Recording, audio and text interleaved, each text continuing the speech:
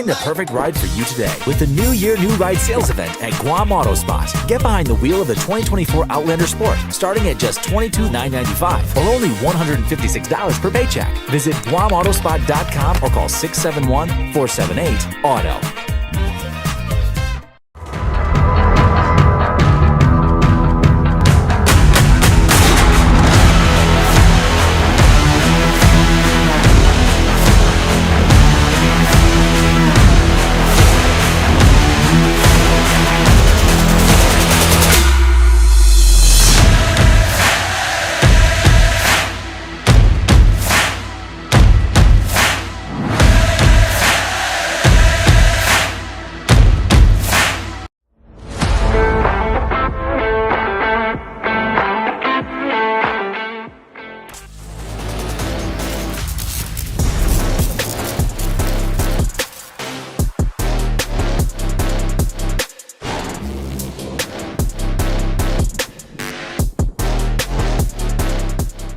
Buy fuel, get Wendy's. Drive to your nearest 76 Circle K and get free Wendy's. Yes, free. Fuel up with $30 and score your choice of a 6-piece crispy chicken nuggets or a juicy junior cheeseburger deluxe. Fresh, hot, and packed with flavor. But hurry, quantities are limited and this delicious deal won't last long. So hit the road to 76 Circle K, fuel up, and get Wendy's free before it's gone.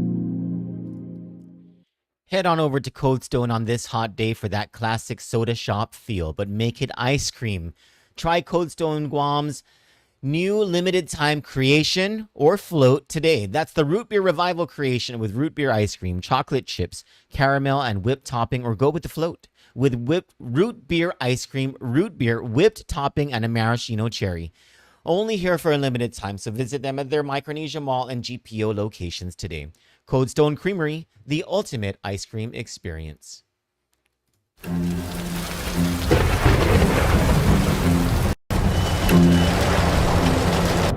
It's me, Wednesday Addams. I regret to inform you that I have devised the meal of misfortune with Wendy's. Normally, I'd be against this type of capitalistic corporate synergy.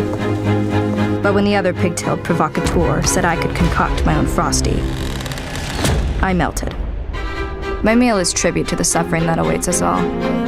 It's pure torture for your taste buds, with 4 nightmarish dips of dread. Don't waste my time asking which ones you'll get. You must surrender to your fate. Enjoy the anguish.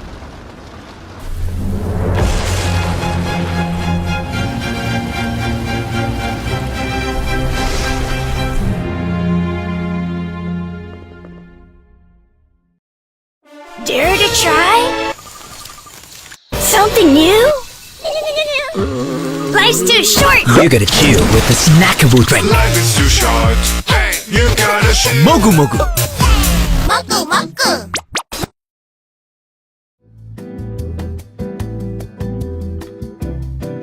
Good Morning Show with Troy Torres is brought to you by 76 Circle K Guam.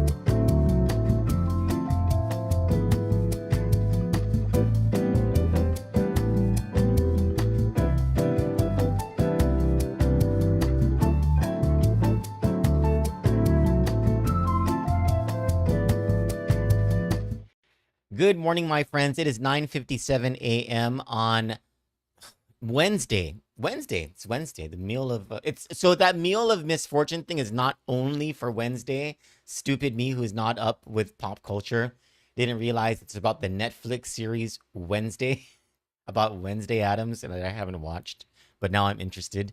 It's every day. You can get it every day over at Wendy's. So visit Wendy's today. Visit Wendy's every day. Go eat there. It is August 27, Wednesday, 2025. My name is Troy Torres. Good morning and a happy birthday to my brother, Brian Torres, who no matter what he tells you when you see him, he is my older brother. He is 50 years old today. I am 45. It's very obvious that I'm the younger brother. I love you, Brian. Good morning to you all. Good morning to everyone who is watching live. Good morning to everyone, or good afternoon, or good evening to anybody who is watching the replay of this. And especially to you, Michael Cruz, Teresa Garcia, My wife without the physical stuff, Johnny Rosario, Auntie Lonnie Solis, I love you, Jeffrey Takai, C.H. Marvin, Fida Roberto, and Rissa Jean. And thank you for saying happy birthday to my brother Brian. Thank you so much. All right, so last night we published a story, the latest in a series. So there's 2 series of stories that we're running regarding corruption right now. And as soon as we get certain information from the CNMI, there will be 3 corruption series that will be running at the same time. So we've been very busy here at Kandit already. It's been very busy. I don't know if I'll be able to sustain once that CNMI stuff comes. My every Saturday is a day off commitment. I hope to do so because it's my sanity that's at stake here. But already the work is really piling on. I wish we had more advertisers so that we could hire at least another reporter to take on some of this load. But be it as it may. So the 2 series that we're running regarding Guam involve the Tenorio corruption case. That's the federal indictment that was filed or that was handed down by the federal grand jury on June 25, 2025, accusing Lieutenant Governor Josh Tenorio's sister, Charissa Tenorio, her boyfriend, Frankie Rosalind, the Lieutenant Governor's boyfriend, Matthew Tapasnia, and 4 other people of having conspired to essentially defraud poor people and the United States government out of at least $1.9 million in federal PUA funds. That's one corruption series that we're following and reporting on. We'll actually have an update on that case today. The other corruption case, or the other corruption series that we're working on is all local government contracts tied to and to the financial benefit of the lieutenant governor and his family since Joshua Tenorio became the lieutenant governor in January of 2019. And thus far, the investigative work that both Joan Uggan Charfris over at KOAM, we can never forget that Joan Uggan Charfris is the person who started this. She pioneered this media deep dive into contracts associated with Lieutenant Governor Josh Tenorio. So we always have to give her credit for that. Even if no other media station will give her credit for that, hey, you know what? That's up to them. But we're going to give her credit every single time. So the work that she started, the work that we're continuing, and I hope KOAM continues along this path of looking just as hard as we are looking into, and maybe even harder than we're. They have more resources than we do in order to take looks into these things. So hopefully they're on it, right? But so far, what's been uncovered is that more than $500,000 has inured to the benefit of Lieutenant Governor Josh Tenorio's family since the Lieutenant Governor came into office through businesses that are directly connected to the Lieutenant Governor. And this has just been on a handful of procurements. And there are so much more in documents that have already been disclosed, many more documents that are still to be disclosed, that, I mean, it's just sort of, it's baffling when you think that it's taken 6.5 years for all of this to come to light. So far, the looks have been into Tiguac Cemetery and a couple of procurements that happened over the Department of Parks and Recreation that amount to hundreds of thousands of dollars in payments to Comfort Cuts, which is a business owned and operated by Frankie Rosalind and Charissa Tenorio. And then through Comfort Cuts again, several procurements over at the Department of Chamorro Affairs. And we'll be doing an analysis of how much money Department of Chamorro Affairs spends on things like exhibits, the proliferation of Chamorro language, the preservation of artifacts, things of that nature, you know, the things that are at the heart or at the core of the Department of Chamorro Affairs' mission versus, in comparison, how much they spent on Comfort Cuts, on lawn maintenance. And some people are asking, what lawn? What lawn did they have to cut? We're a little confused here. Where is the grass at the Guam Museum? How much grass is there at Chamorro Village? Because whenever we pass by, we don't see that much. And also the janitorial services over at the Guam Museum, janitorial services, mainly the 6 small restrooms over at the Chamorro Village and the cleaning up of trash in that area. And what the evidence is pointing to is contracts for these places that were in place and that apparently were paid during the time that these places were closed. And so, a continuing deep dive into those and into other agencies and programs within the government of Guam where the Lieutenant Governor's family has been making money. And so last night we published a story going back to the Tiguac Cemetery story. And it's because of documents that we were able to obtain from Department of Corrections showing that at the time, within proximity of the times that Comfort Cuts had claimed in their invoices and were paid for cutting the grass and clearing the debris over at Tiguac Cemetery, Department of Corrections records show that DOC had several inmates over several hours, over several days within proximity of the Comfort Cuts claim of working, also cutting the grass and clearing the debris. In one of these instances, it was on the same day. So our story starts with, October 14, 2024, according to Department of Corrections records, the blotter. There were, I think it was, if I'm not mistaken, 4 corrections officers and 10 inmates from their minimum out program were signed out from 7 a.m. to 5 p.m. that day to go and mow the lawn at Tiguac Cemetery and to clear the debris. According to a Comfort Cuts invoice for which they were paid, and they were paid according to this invoice, which was approved, and according to the documents, the payment was made, $4,125, which is thousands above the legal limit according to the contract.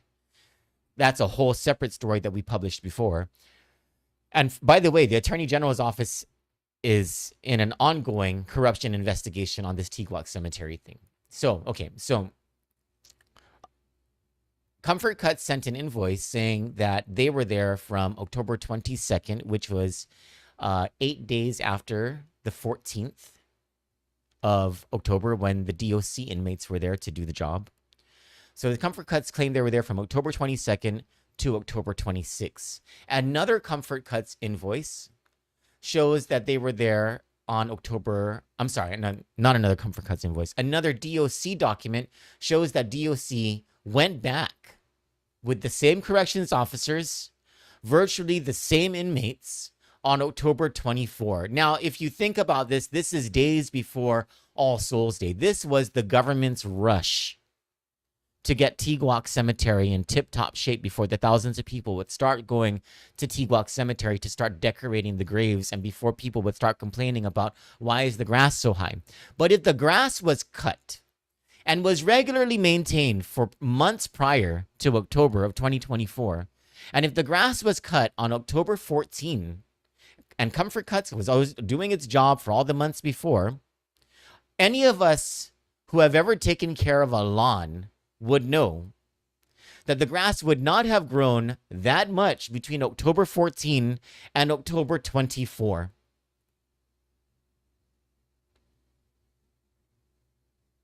So if DOC cut the grass on October 14 and Comfort Cuts was doing its job all the months before October 14 in regularly maintaining the grass,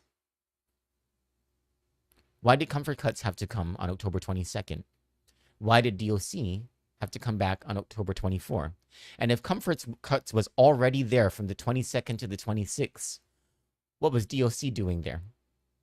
I think we're going to find these answers through whatever trial happens as a result of the Attorney General's Government Corruption Division investigation into this Tiguac Cemetery thing. I have a feeling that sometime soon the grand jury is going to be indicting people in this entire scandal. And it doesn't stop with October. On May 7, Comfort Cuts claimed, was it Comfort Cuts? Stand by. I have my notes right here.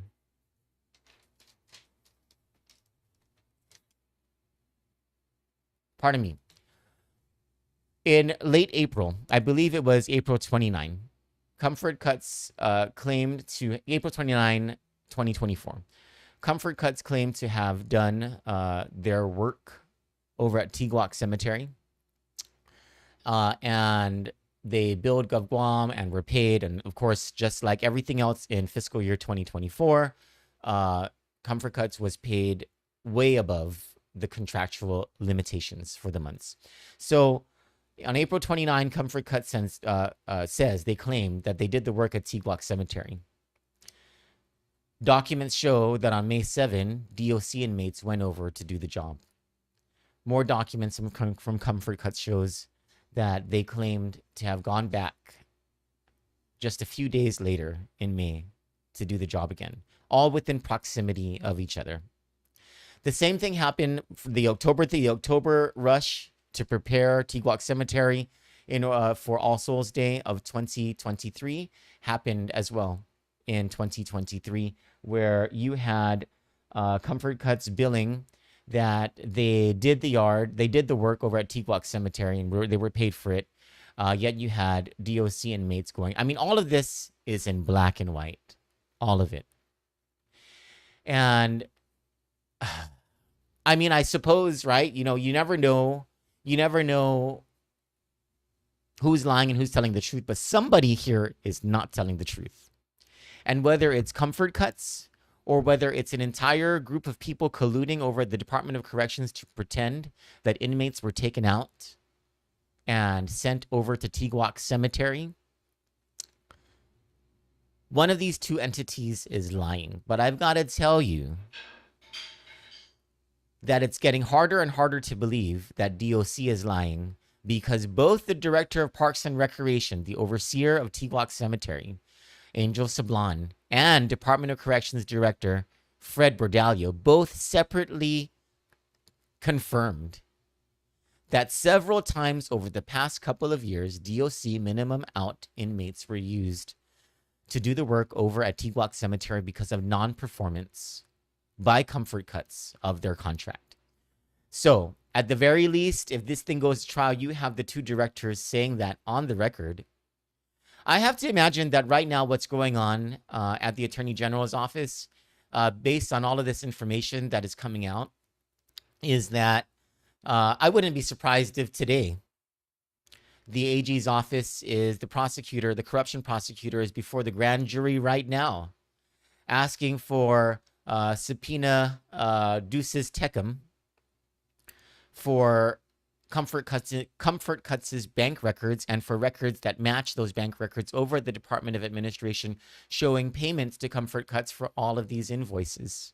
I wouldn't be surprised if the government corruption prosecutor is either requesting from Department of Corrections or getting a grand jury subpoena for records showing that the minimum out inmates had done the grass over at Tiguac Cemetery on certain days, or subpoenas testificandum for the inmates themselves or the corrections officers who were there, allegedly, according to these filed documents, these public records, to get them to testify before the grand jury that, in fact, they were there and the grass was this long.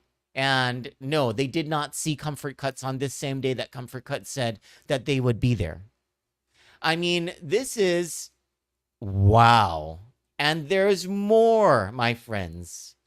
There is so much more. And the only reason I haven't been able to publish all of these stories is because I cannot research and cross my T's and dot my I's fast enough. As fast as these documents have been being disclosed through Freedom of Information Act requests that we've been making to the different agencies. But my point in coming to, in having this live show, so I had to sort of set the groundwork by explaining to you this story, right? And explaining to you what the possibilities might be with this story and where things might be going. Wait, stand by. My phone keeps ringing. No.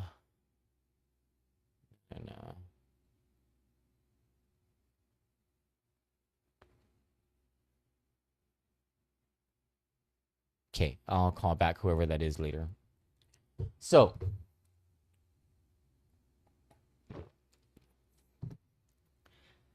My point in having this live show is to say,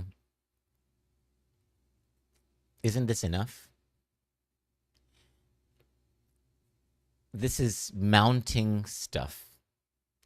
This is at a point where the water cooler talk throughout this island and Sai Pantinian and Rhoda are looking at us too, and they're like, wow. Wow, Guam. We thought we had it bad with Ralph Torres. Wow, Guam. You guys really held on to that beer. The water cooler talk is corruption. Just abject corruption. In your face, audacious. Can we ever trust the government again? Corruption. Should we have any confidence in the government? Corruption. And this is creeping more and more and more into the upper echelons. You know, I've been saying this entire time, right? This entire time that we've been covering this matter since I think it was October or September of last year that we started talking about this. I've been saying on almost every single occasion that I've talked about this in a live show, I've said so many times that the evidence that we're seeing does not point to Governor Lulian Guerrero. That everything just sort of stops at Lieutenant Governor Josh Tenorio and works its way down. The problem is that even if the evidence is not pointing to Governor Lulian Guerrero, you know what the public sees and what the public feels is that we're getting duped by the entire administration. Because when you think about it, when you think about the entirety of this, what appears to be corruption at a scale we've never seen before, that appears to go, at least there are threads, thick threads, connected to the Lieutenant Governor of Guam. Think back, right? The Lieutenant Governor said that, first he said that he wasn't aware. We know that's a lie. Then he takes back the line. He says that, yeah, he was aware, but he just told the people who were allegedly involved, you guys better get some legal advice. Okay? He didn't say how long ago he was made aware. He didn't say when. But the question needs to be answered by the Lieutenant Governor and by the Governor is, Lieutenant Governor, when you found out, when you were made aware, did you tell the Governor? And if he didn't tell the Governor, if his answer is he didn't tell the Governor, why didn't you tell the Governor? Don't you think that that's something that the Governor of Guam should know? Allegations of corruption committed within her administration? Why wouldn't you tell the Governor? And if the answer is that he did tell the Governor, the next question is for the Governor. Governor, why didn't you tell us? Why didn't you tell the people of Guam that this was happening? That these investigations were going on? That there were these allegations? And then the next question for the Governor would be, Governor, when you found out, what did you do to safeguard public funds further? And if you did these things, why did the contracts continue that financially benefited the Lieutenant Governor's family? Why didn't you discontinue these contracts? These are legitimate questions. And I have to believe that the reason people are losing confidence in their government is because these are the sorts of questions that they want answers to, and they're not getting these answers. And it might be painful to answer these questions, and the backlash from answering these questions might be severe, but at least it would help us as a people, and those who are looking at our island and wondering what the heck is going on in Guam, at least it would help all of us to start from the bottom in restoring confidence in our government. None of the evidence that we're seeing points to Governor Lulian Guerrero. Nothing in black and white. No, not even whispers, not any conversations, not any WhatsApp messages, text messages that are being disclosed. There is nothing that points to Governor Lulian Guerrero. But silence from the entire administration. And so you have this thing from Josh Tenorio where he says that, yeah, he was made aware. Okay. Let's never mind that for a second. Let's build up this case. This is a public case against the administration. And it all kind of really started, when you think about it, with that incident where Frankie Rosalind allegedly terrorized Rory Respicio over at the Port Authority, and how that was handled. Remember Rory Respicio, because he was the victim in that case, he stepped away from having anything to do with the administrative action in that case. Thankfully, you have the Attorney General who, pursued criminal charges, right? But on the administrative side over at the Port Authority, you had whoever was making decisions over there. What happened? Frankie Rosalind wasn't fired. He was only demoted. And that said something to us, the people of Guam, right? So, that exists on its own. We're all like, yeah, this is, cronyism, this is nepotism, et cetera, et cetera. But all of us, everyone is sort of like, this is always how it's done in the government of Guam. And there were even rumbles in WhatsApp messages within the Leongro Tenorio cabinet attacking the people who were on the side of justice on that thing. And so you still have the cabinet still sort of like, okay, Josh Tenorio is our guy. We're going to protect the administration, whatever. Okay. A single incident.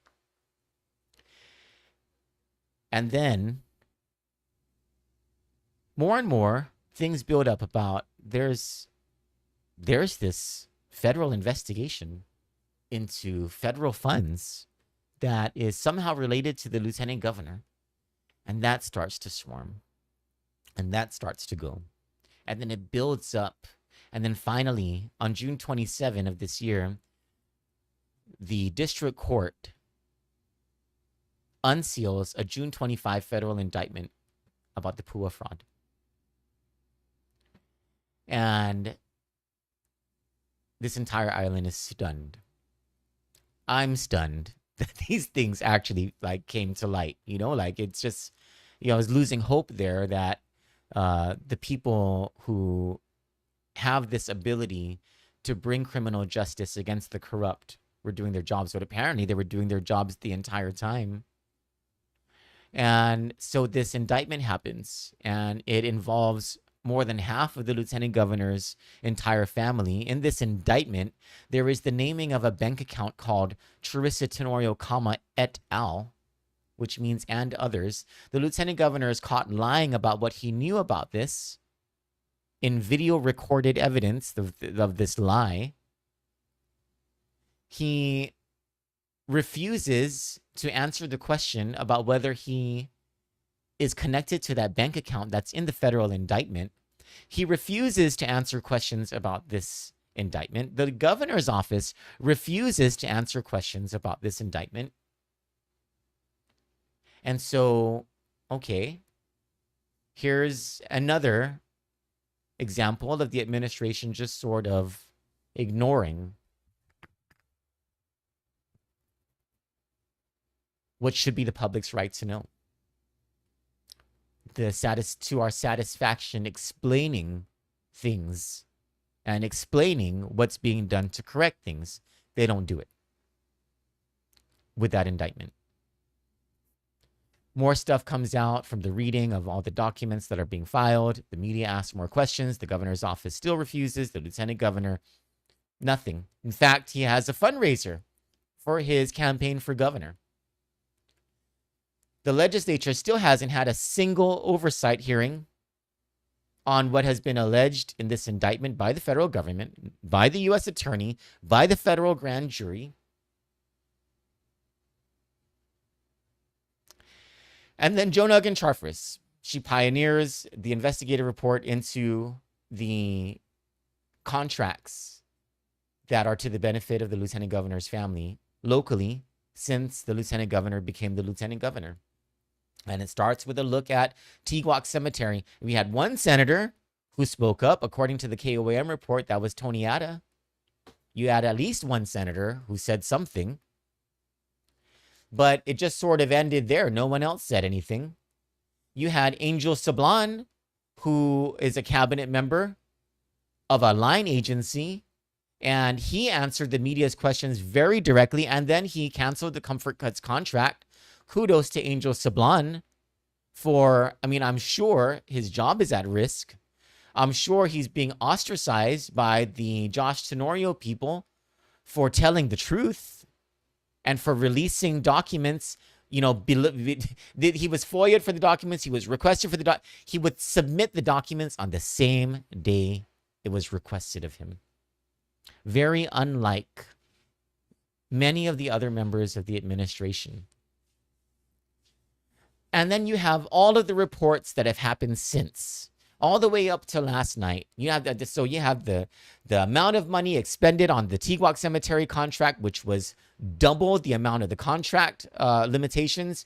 You had the triple billing in December of 2024. There's so many things about the Tigwak Cemetery contract that if they are proven to be true in a court of law, bad, criminal stuff.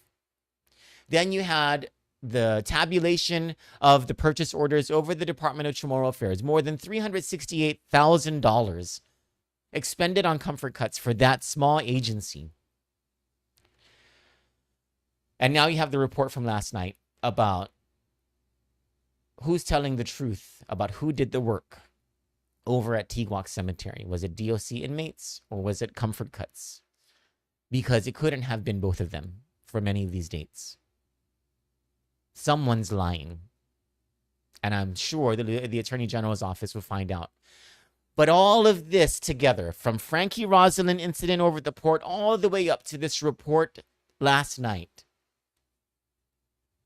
And what's missing from this entire conversation is our leaders, the ones who are not Josh Tenorio, condemning this corruption. The only cabinet members that you've heard condemning corruption are Rory Respicio and Angel Sablan. That's it. You don't hear any other cabinet members saying anything. And this is why it's important that cabinet members say something. Because this is not the first time a lieutenant governor of Guam has been accused of widespread corruption and the cabinet did nothing to protect the governor. This happened in 2018 with Ray Tenorio. And you know, when you think about this, when you think about the past two administrations, this one and the Calvo administration, as we look at the 2026 election, I think it's very important. This is a lesson learned for all of us voters, that we should probably look at the character of the lieutenant governor candidate more than we look at the character of the governor candidate. We should probably question loyalties and, you know, the connections of lieutenant governor candidates. Because as voters, we fail to see it with this lieutenant governor and with the previous lieutenant governor. But remember, when Ray Tenorio was accused of just mounting evidence of corruption, police corruption, what he did with the handgun, the stuff with the prospective bidder from Korea about the privatization of Department of Corrections. Remember all that stuff back then? What did you have the Calvo Tenorio administration, cabinet, and the Tenorio campaign doing at that time? They all protected Ray Tenorio. And that's not the job. I've worked in the administration. The job of anyone in any administration, any political person in any administration, whether you are a staffer at Adaloop or you are a cabinet member, aside from doing your job for the people, your political job, your political allegiance is not to the lieutenant governor. It is only solely to the governor. And had the cabinet back during the Calvo Tenorio administration in 2018 understood that and had fidelity, actual fidelity to Governor Eddie Calvo, those cabinet members would have done Governor Eddie Calvo a job and been the ones to criticize Ray Tenorio openly and to assure the people of Guam that they did not condone any of these allegations of corruption. That in fact, if these allegations of corruption turned out to be true, They absolutely would condemn the lieutenant governor for making the governor look bad, for putting that stain on Governor Eddie Calvo. But the cabinet didn't do that. They didn't. They just blindly were loyal to Ray Tenorio, who wasn't even their boss, who wasn't even the man that they pledged an allegiance to. And they let Governor Eddie Calvo hang out to dry, to be the one to absorb all of that animosity from the people of Guam who knew better. And it was a stain on Governor Calvo's legacy. This is what's happening right now in the Leon Guerrero Tenorio administration.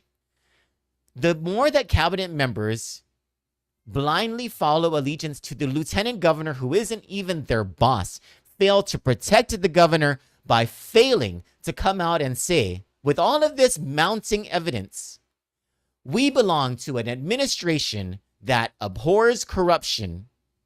We are loyal to Governor Leon Guerrero, who is not a corrupt person and should not have to tolerate the corruption that is alleged to have been connected to even Lieutenant Governor Josh Tenorio.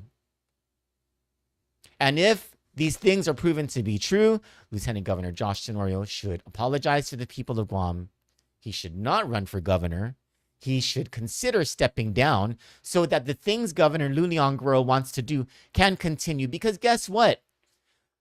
The governor has a year and a half left in her term. She does not deserve to be brought down even by her lieutenant governor's shenanigans because she has a hospital to build. She has a budget to manage. She has programs and services to run and to manage.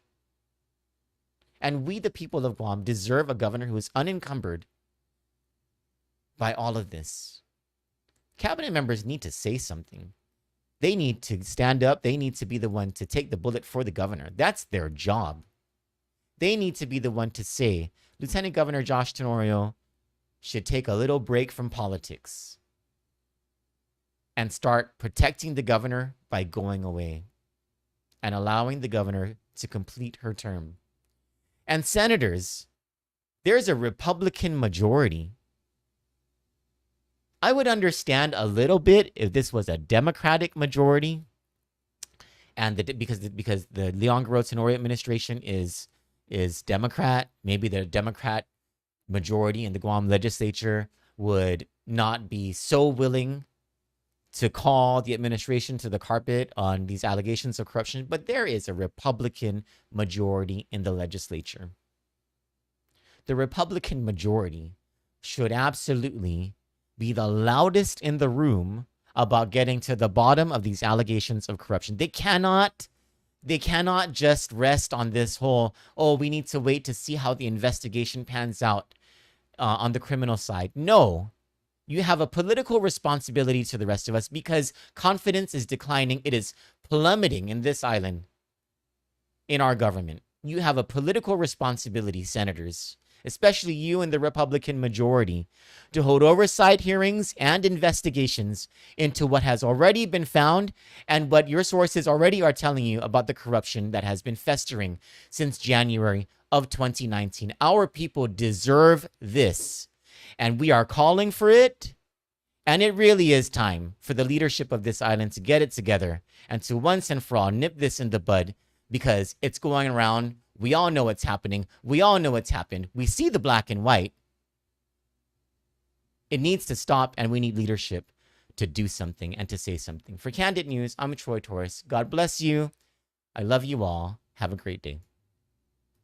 We got that dynamite. We got that dynamite. Find the perfect ride for you today with the New Year New Ride sales event at Guam Auto Spot. Get behind the wheel of the 2024 Outlander Sport, starting at just $22,995 or only $156 per paycheck. Visit GuamAutospot.com or call 671-478-AUTO.